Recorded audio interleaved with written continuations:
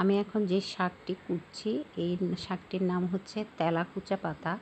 তো এটা হচ্ছে একটি ঔষধি গাছ, বিশেষ করে যাদের diabetes, high pressure, blood pressure রয়েছে তাদের জন্য খুবই উপকারী এই শাকটি। তো এটা কীভাবে রান্না করবো তা আজ শেয়ার করব।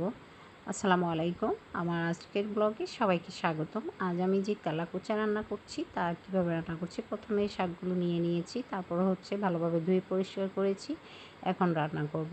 আমি মসুরির ডাল দিয়ে রান্না করব, সাথে দুই তিনটি আলু মিক্স করেছি। তো আমি ভালোভাবে ধুয়ে এখন মসুরির ডাল বসিয়ে দিয়েছি। মসুরির ডাল একটু হালকা সিদ্ধ হয়ে গেলে তারপর হচ্ছে আমি শাকটা দিয়ে দিয়েছি। তারপর শাকটা যখন সিদ্ধ হবে তখন আমি রসুন ফোড়ন দিয়ে দিব।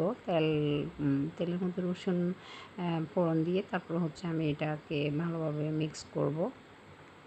অনেকে ভাজি করে খায়, ভালোভাবে কুচি করে তারপর হচ্ছে তেলে ভাজি করে পেঁয়াজ রসুন ভাজি করে খায়। আর আমি যেভাবে রান্না করছি, আমি হচ্ছে মশলা ব্যবহার করছি, হালকা মশলা দিয়ে তারপর হলুদ মরিচ যা যা লাগে পরিমাণ মতো দিয়ে ডালটাকে আগে সিদ্ধ করে নিয়ে তারপর হচ্ছে শাকটা দিয়ে দিয়েছি।